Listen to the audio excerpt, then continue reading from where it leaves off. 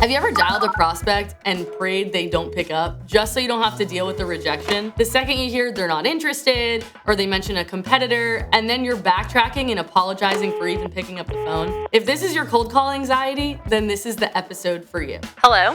Hey, is this Emily? Yeah, who's this? In this episode, I'm gonna talk through how the top BDRs turn objections into meetings. I'm Emily, and this is the Sales Lab. Objections are a lack of context, not a lack of interest.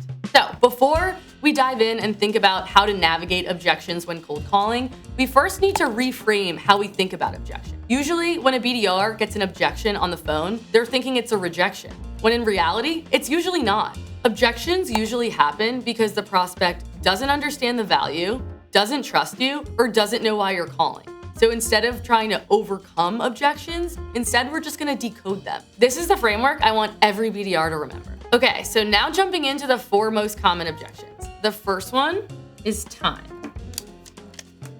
So what this objection might sound like is, I don't have time right now, or can you call me back later?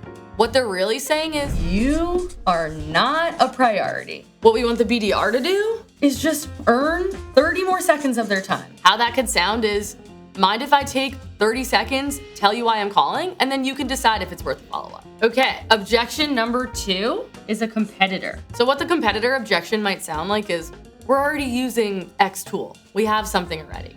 What they're actually saying is that change is a hassle. So here as BDRs, what we're trying to do is just find a gap in their current service. And what that might sound like is, how do you like using X tool today? Or are you happy with X tool? And hear what they say there. Our third objection, fun one, budget. So what we might hear in this example is, I don't have budget, or I don't have any money to give you. What they're really saying right now, I don't see the value.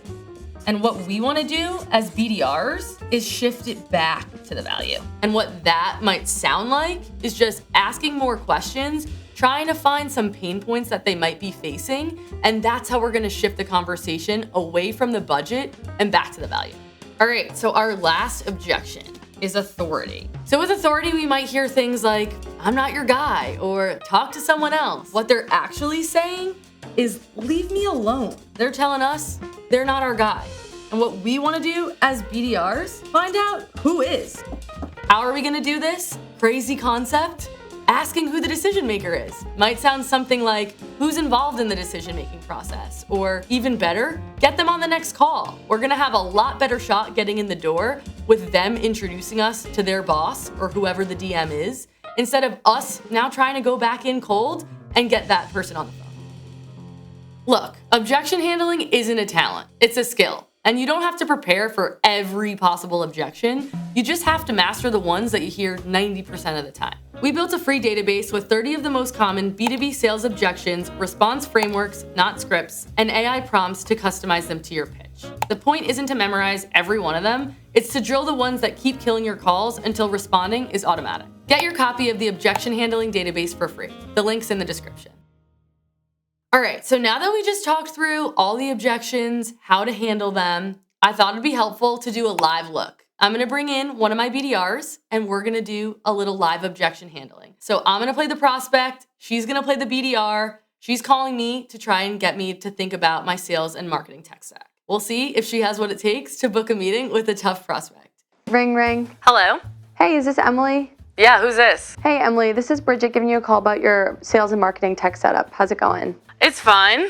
I know I'm kind of calling you out of the blue here. Am I catching you in the middle of anything? Yeah, I mean, I don't know if I have time for this right now. I'm about to run into a meeting. Totally hear you there. If you have like 30 seconds, I can just briefly share why I'm reaching out, if that makes sense. All right, tell me why you're calling.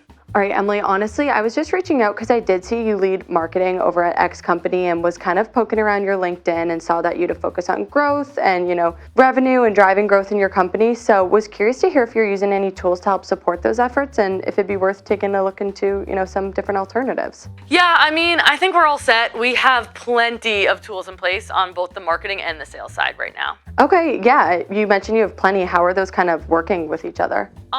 I think they're working fine. I mean, some of them are integrated, other ones we're used to it. I mean, we've had this tech stack for a while. Definitely hear you there. I guess in terms of you kind of like some of them being integrated and whatnot, do you ever notice like a gap in between any of the tools? Yeah, I mean, I think the fact that we have to do some manual work just to get the tools talking to each other, it's not ideal, but like I said, I think we're kind of just used to it.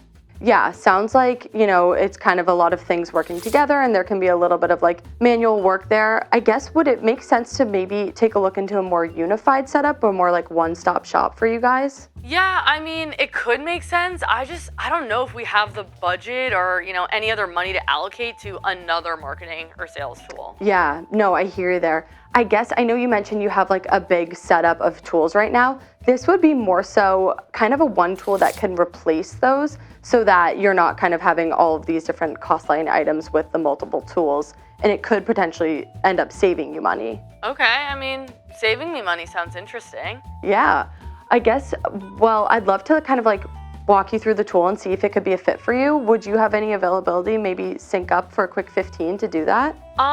I mean, I might be able to make something work, but honestly, Bridget, I don't even know if I'm your guy. I don't really make the decisions on our tech stack here. Okay, totally makes sense there. I guess who maybe would be, the right person to get in touch with? Yeah, my boss, Sarah, she really is the one who makes those decisions. Awesome. I mean, I'm not sure if you have, Sarah's information in front of you, but I could potentially throw a quick sync on and bring both you and Sarah onto a meeting, if you guys have availability on Monday or something like that. Yeah, I mean, I can look at both of our calendars if that's easier. It probably makes sense to have us involved. Yeah, why don't we bring both of you on and see, Monday afternoon looks good for us. Does Monday at 3:30 work for you? Yeah, it looks like we both have that free. Awesome, I'll send something over.